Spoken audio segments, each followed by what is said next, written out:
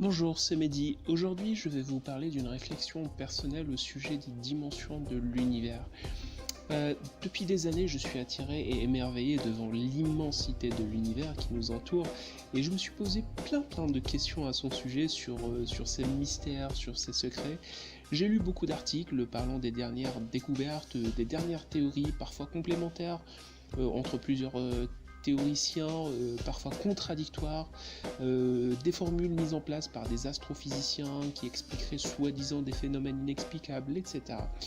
Je me suis tout particulièrement intéressé à la théorie du Big Bang, des mondes parallèles, la théorie des cordes, le tunnel d'Einstein-Rosen, la fusion de l'espace-temps, la théorie du tout, la gravité interdimensionnelle, etc.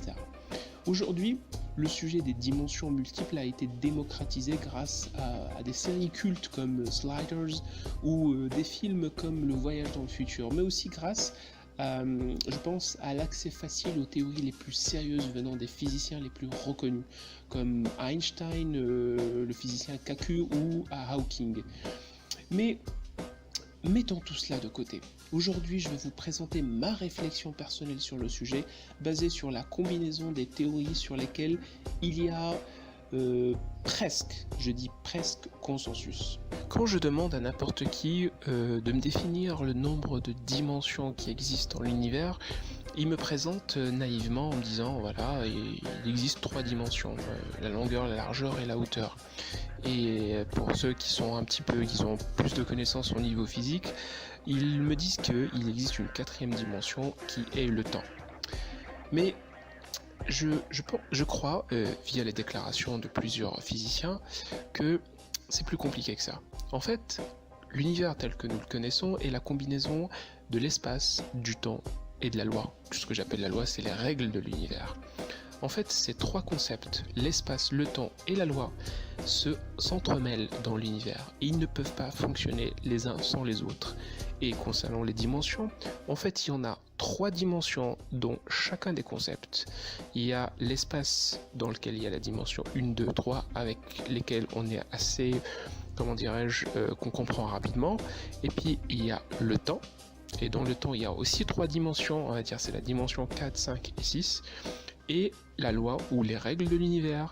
Et cette dimension, enfin ce concept dans lequel se trouvent 3 dimensions, la dimension 7, la dimension 8 et la dimension 9. Donc, comme j'ai dit, le concept de l'espace, du temps et des règles ou de la loi de l'univers fonctionne grâce aux unes des autres.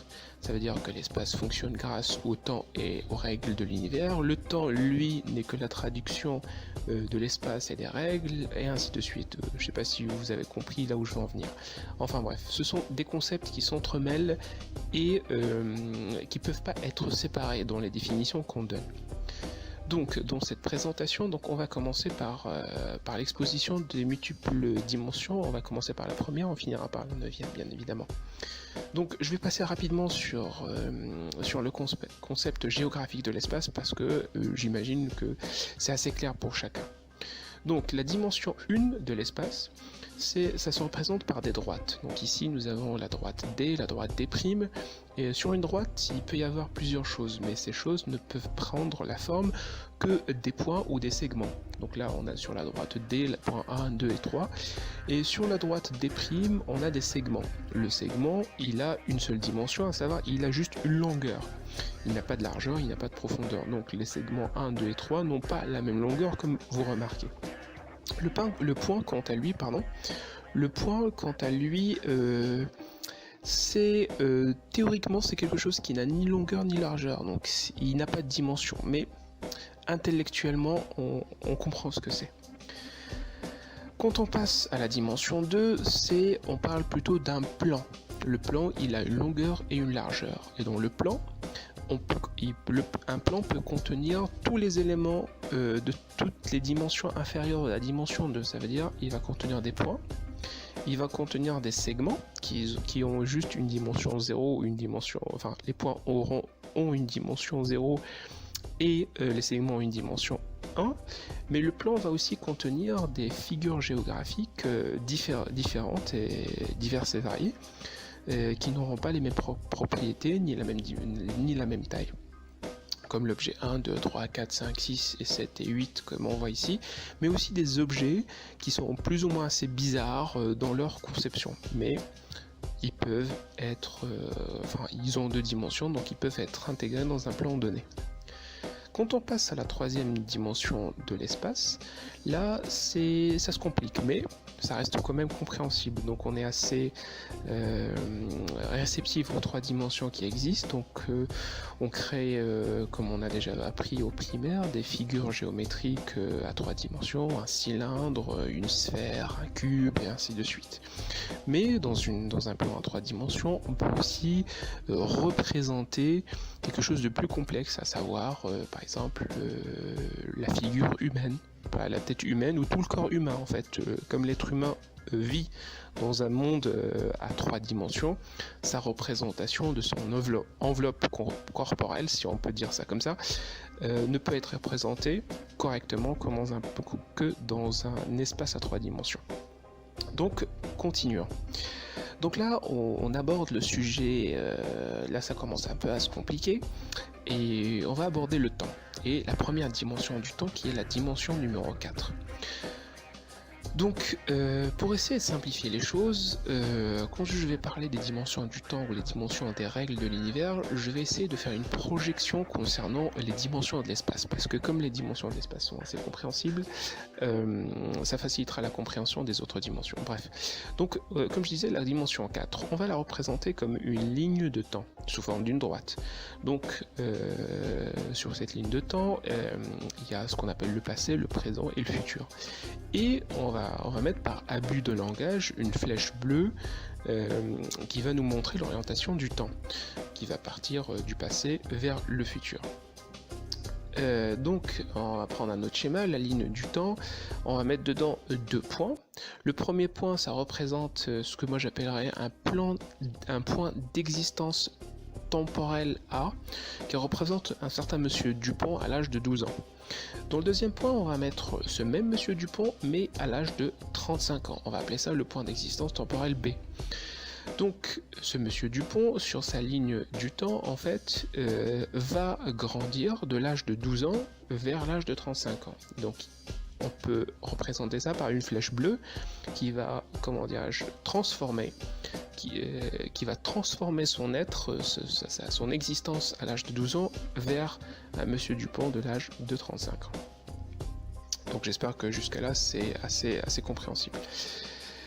Là où ça commence un petit peu à se compliquer, c'est la définition de ce qu'on appelle le segment d'existence de monsieur Dupont. C'est quoi le segment d'existence? C'est sur la ligne du temps un segment avec une longueur assez connue qui est limitée entre le point A et le point B. Le point A, c'est la naissance de monsieur Dupont, le point B, c'est son décès. Ça veut dire que toute l'existence de monsieur Dupont, avec l'ensemble des points d'existence, le point quand il était adolescent, un point quand il était jeune actif, un autre point où il a commencé à vieillir et ainsi de suite, toute son existence est limitée entre le point de sa naissance et le point de son décès. Donc pour continuer l'explication, donc on va reprendre le concept ligne de temps, on va faire une petite projection dans la conception géographique, non je ne dirais pas géographique mais géométrique pardon, des dimensions. La ligne de temps, c'est une droite dans laquelle se trouvent des segments et des points. Point d'existence, le point c'est comme on a dit le point à un instant T, on peut appeler ça un instant. Le segment par contre, ça peut être une durée, une période ou ça peut être toute une vie. Là dans ce schéma on représente le segment jaune comme le segment d'existence de monsieur Dupont, qui a une longueur différente du segment d'existence de madame Martin et de mademoiselle Dubois. Donc dans le schéma suivant, donc ce qu'on va voir, donc on reprend le concept du segment d'existence de monsieur Dupont qui est limité entre sa naissance et son décès, et dedans il va pouvoir, qu'on appelle ça, naviguer ou jouer. Donc l'une des règles de la 4e dimension, c'est une personne par exemple qui est à la 4e dimension peut naviguer entre sa naissance et son décès, mais ne pourra jamais quitter son segment d'existence, à savoir si jamais il veut avancer dans le temps, il ne pourra jamais dépasser l'instant de son décès, Il est limité à ce niveau-là, et si par exemple il maîtrise le fait par exemple de reculer dans le temps, il ne pourra jamais reculer au-delà de l'instant de sa naissance. Ça, c'est la limite de la 4e dimension du temps. Par contre, au-delà de cette limite, cette personne peut soit revenir dans le temps, à là où il était encore jeune, soit avancer dans le temps et augmenter un petit peu. La 5e dimension. La 5e dimension, la 2e dimension du temps. Donc on va supposer une ligne de temps. Alors on va tracer une ligne de temps, on va supposer un point A qui représente une personne, on va l'appeler Mademoiselle Dupont à l'âge de 9 ans. On va tracer un autre point, le point B, qui représente la même personne mais quand elle a 21 ans. Et finalement un 3e point qu'on va appeler le point C de Madame Dupont, la même personne mais un petit peu plus vieille à l'âge de 67 ans. Ça, ce sont des cas, enfin des exemples pris au hasard. Donc ça, la ligne de temps concerne la 4e dimension. Donc pour expliquer la 5e, on est obligé de partir de ça. Et donc on va mettre aussi 2 points qu'on va appeler le point T1 et le point T2. Ces points-là représentent des choix effectués à un instant de la vie. Ça veut dire que Mademoiselle Dupont, à un instant T, a fait un choix donné. Ce choix, forcément, il a influencé le futur, et il fait ce qu'elle est aujourd'hui. Enfin, quand elle est au point A, elle prend un choix, donc voilà, elle s'oriente vers le point B, ainsi de suite. Donc, pour voir la différence entre, comme j'ai dit, la dimension 4 et la dimension 5, donc ça c'est ce qu'on vient de représenter, c'est la dimension 4. La dimension 5, ça prend pas forme de droite, mais ça prend forme de plan. Donc on rappelle, comme j'ai dit, on fait une petite projection sur l'explication, enfin sur la dimension de l'espace. Donc le plan. Dans le plan, on va mettre un point A concernant la même personne, Mademoiselle Dupont à 9 ans. Ce qui se passe dans la 5e dimension du temps, c'est que cette personne-là, à un point A, va avancer dans la ligne du temps, et à partir du moment où il va arriver au point T1, qui est le point de croisement temporel, qui est équivalent à un choix effectué, cette ligne de temps va se fissurer ou se multiplier, si on va dire. Donc à partir de ce point T1, il va y avoir un choix. Si Mademoiselle Dupont fait un choix A, donc elle crée la ligne de temps 1 qui va l'amener à un point B. Par contre, si elle fait le choix 2, donc ça va créer une ligne de temps 2, elle va l'amener vers un point B', qu'on va nommer B'. Vous remarquez que ces deux états, en fait c'est Mademoiselle Dupont à l'âge de 21 ans, et dans le point B, elle ressemble pas du tout au point B'. C'est des choix qui sont différents et qui ont donné à des statuts différents. Par contre, ce qu'on remarque, c'est que le statut du point A, on le retrouve de la droite et on le retrouve aussi dans le plan. Le statut B, on le retrouve dans la droite et on le trouve dans le plan. Et aussi le point de choix, pareil. Par contre, ce qu'on ne voit pas sur la droite, sur la 4e dimension, une personne qui se trouve sur la 4e dimension ne voit pas le point B'. Elle ne peut le voir et elle ne peut l'atteindre qu'à partir de la 5e dimension. Et c'est ça la plus grosse différence entre les deux plans, ou entre les deux dimensions. Donc si on continue, du point B, donc Mademoiselle Dupont continue sa vie, fait un autre choix qu'on va appeler le point T2, et ça va encore multiplier les lignes. Donc elle arrive à un point C et à un point C', pareil, à partir du point B', elle fait des choix, et à chaque choix effectué, donc elle multiplie les lignes de temps, ce qui va l'amener à des états différents.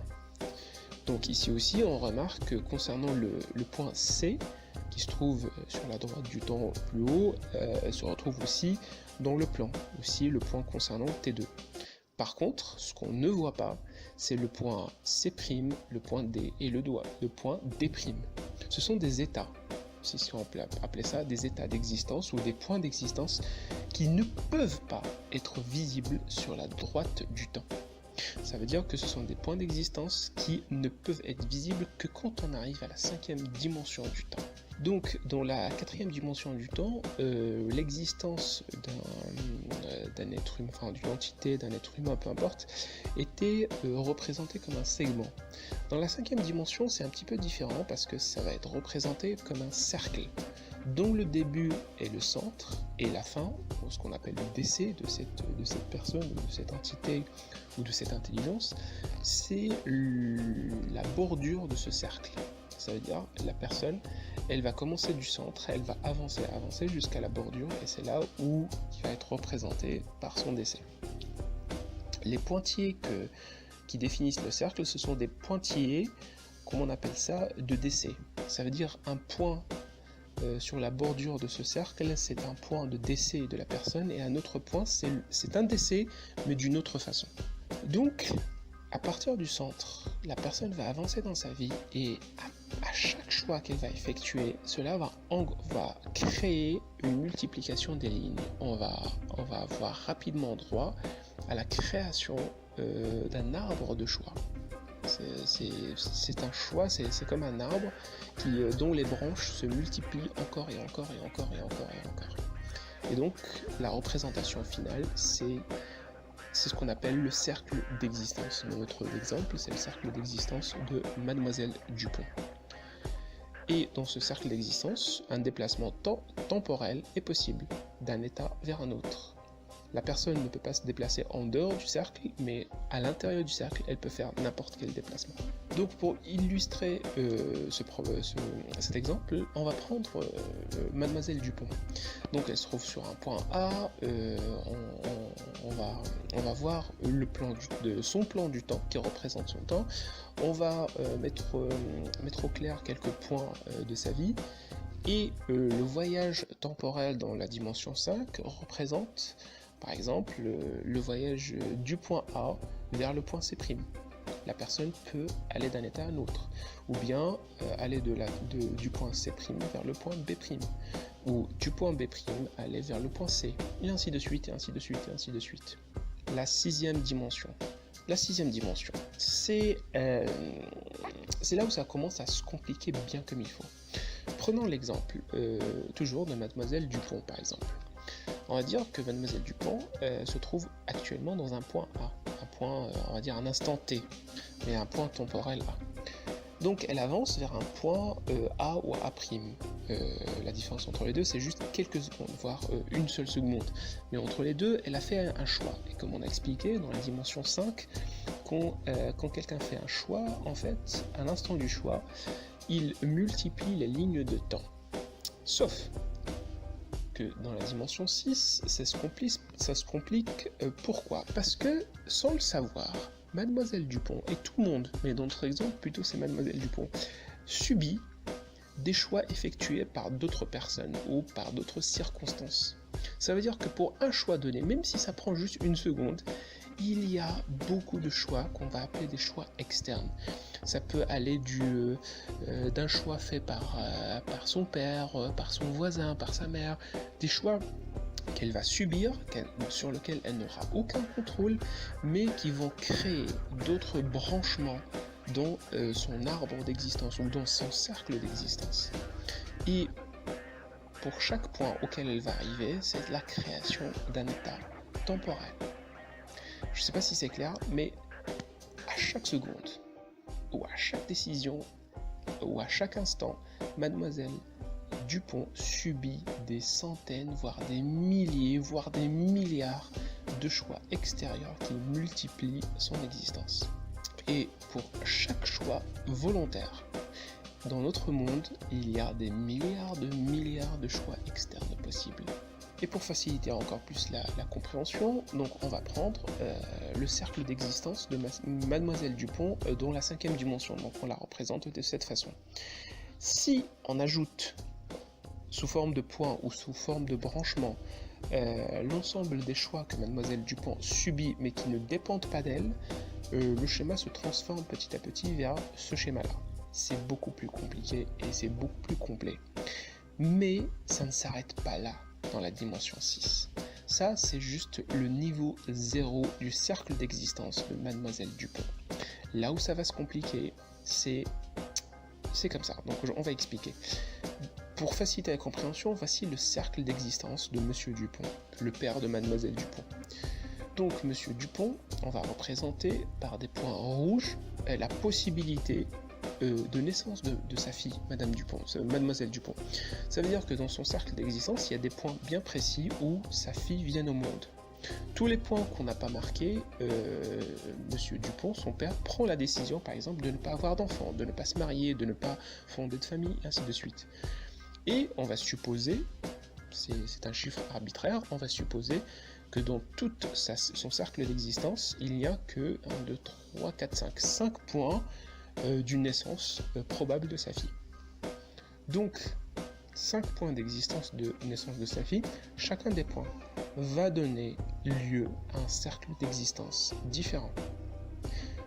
Ça veut dire, en donnant un exemple, ça veut dire, grâce ou à cause d'un choix de son père, dans un état, Mademoiselle Dupont va naître à Paris, dans un autre état, elle va naître à Los Angeles, dans un autre état, elle va naître, je sais pas, au fin fond d'une jungle, et ainsi de suite.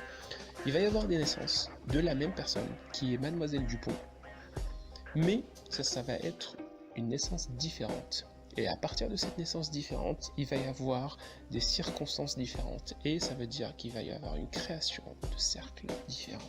Pire, c'est que là, on était arrêté au niveau de son père. Mais plus on remonte la généalogie, plus on va créer des cercles d'existence.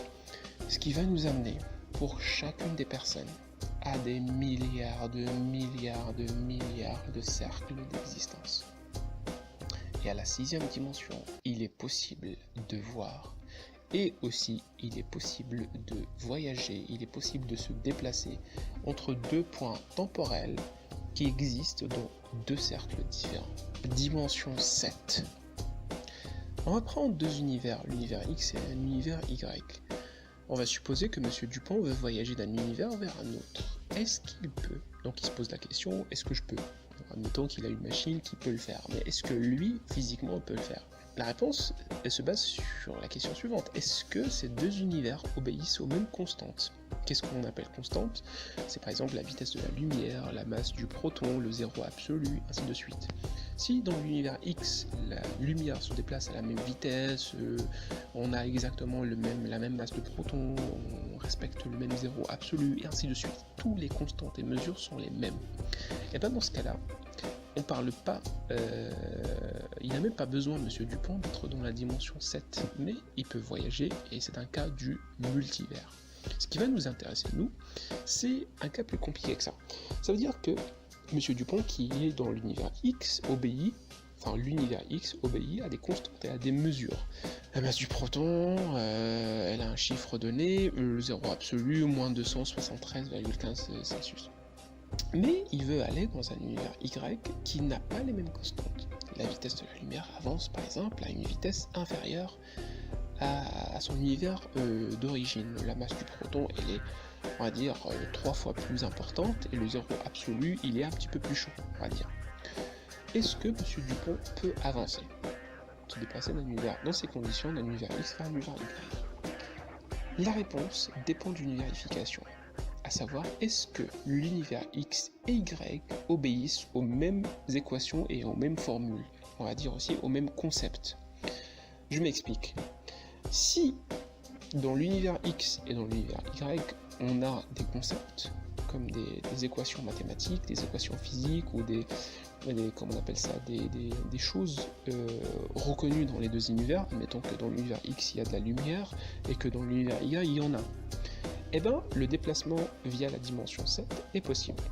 Par contre, et c'est là où ça va être un petit peu gênant, si dans l'univers X, par exemple, les équations, les concepts sont différentes d'un univers Z, par exemple, dans l'univers X, il y a la lumière, mais dans l'univers Z, il n'y en a pas, Monsieur Dupont ne pourra pas se déplacer, même via une dimension 7. Pour essayer de schématiser en utilisant des concepts géométriques, on va supposer la ligne des mesures, dans laquelle il y a l'univers X et l'univers Y.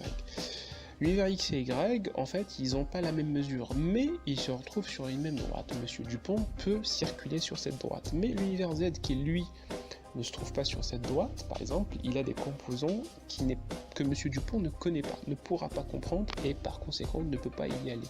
Aussi, M. Dupont, à la 7e dimension, il a ce qu'on appelle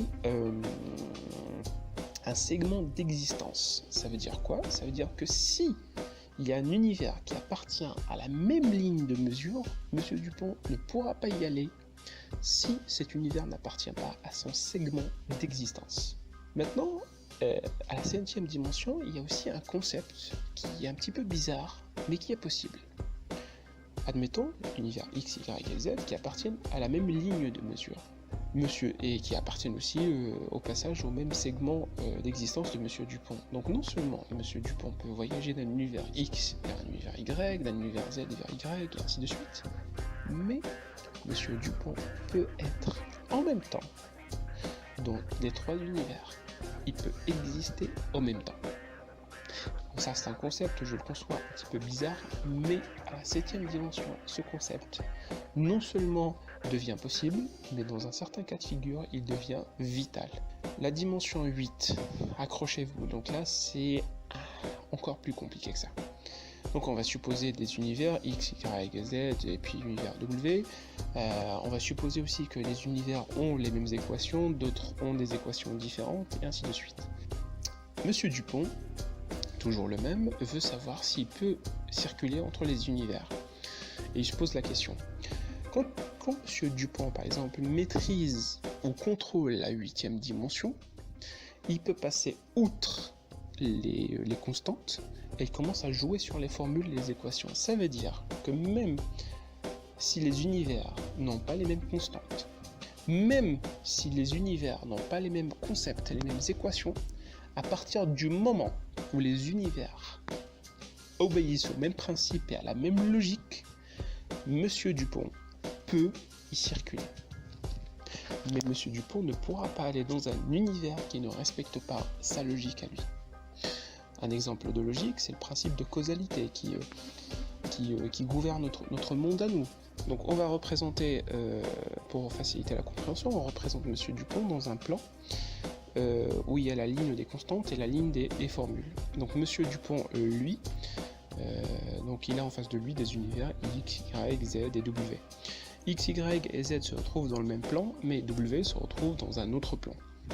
Donc M. Dupont peut aller de l'univers X, Y, Z et ainsi de suite, mais ne pourra pas quitter son plan pour aller vers l'univers W. Pire encore, c'est qu'il a exactement comme dans la première dimension, enfin la 7e dimension, il a un périmètre d'existence extra-universel bien donné. Ça veut dire qu'il pourra visiter dans le plan uniquement les univers qui se retrouvent dans cet périmètre. S'il y a un univers qui est à l'extérieur, M. Dupont ne pourra pas y aller. Aussi, pareil que l'ancien principe, c'est que M. Dupont, à la 8e dimension, peut exister en même temps dans tous les univers qui sont à l'intérieur de son périmètre d'existence. Attention, dans la 8e dimension, il faut faire attention à 2 cas de figure. Le premier cas de figure, ça concerne 2 univers. L'univers X, Y, qui eux respectent les mêmes constances et les mêmes formules, enfin les mêmes concepts. Quand M. Dupont circule d'un univers à un autre, il peut, sous ces conditions-là, garder, on va dire, sa forme, par abus de langage, je vais appeler ça sa forme physique. Par contre, le cas de figure numéro 2, si M. Dupont circule entre un univers X qui a ses propres constantes, mesures, ses propres formules, et un univers Y qui a d'autres constantes, qui a d'autres équations, d'autres concepts, en se déplaçant d'un univers à un autre, M. Dupont a de très fortes chances de changer de forme, qu'il le veuille ou non, pour s'adapter à l'univers Z. La 9e dimension. Dans la 9e dimension, théoriquement, M. Dupont devient assez balèze pour pouvoir voyager là où il veut, quand il veut, et qui n'est limité ni par les constances, ni par les lois ou les formules, ni même par les logiques. Donc M. Dupont peut voyager librement. Pour représenter ça dans un plan à 3 dimensions, donc on va supposer la ligne des mesures, la ligne des formules et la ligne de la logique. Le périmètre ou la sphère d'existence extra-universelle de M. Dupont, donc il peut aller là où il veut, du moment que c'est à l'intérieur de sa sphère personnelle. S'il y a des univers qui se retrouvent à l'extérieur de cette sphère, il ne pourra pas y aller. Donc cela fait que Monsieur Dupont, il a une liberté quasi absolue, mais il y a quand même un ensemble ou un groupe d'univers inaccessible pour lui. En résumé, si on résume les 9 dimensions qu'on a exposées qui se basent sur l'espace, le temps et la loi. Donc concernant l'espace, on a vu rapidement les dimensions 1 qui parlent des segments, la dimension 2 des formes géométriques, et les dimensions 3 qui parlent des mêmes formes géométriques mais un peu plus compliquées. On a aussi parlé des dimensions qui sont relatives au temps, la dimension 4 qu'on a représentée comme une ligne de temps, une droite, la dimension 5 qu'on a représentée comme une arbre de probabilité, et la dimension 6 qu'on a représentée comme un amas, un groupe d'arbres ou de cercles d'existence. Puis, concernant les lois ou les règles de l'univers, il y a 3 dimensions. La dimension 7, c'est une dimension des constantes ou des mesures. La dimension 8, c'est elle la dimension des formules et des équations. La dimension 9, c'est la dimension de la logique et des principes. Donc on a vu les 9 dimensions. Il y a quand même une question qui fait débat chez certains physiciens et théoriciens, c'est est-ce que dans la connaissance d'aujourd'hui, on peut dire qu'il y a d'autres dimensions, dimension 10, 15, la dimension 20 et ainsi de suite? La réponse est possible. Il y a peut-être une dimension 10, il y a peut-être des existences ou des gens dans l'univers qui la maîtrisent, mais dans l'état des connaissances d'aujourd'hui, on ne sait pas.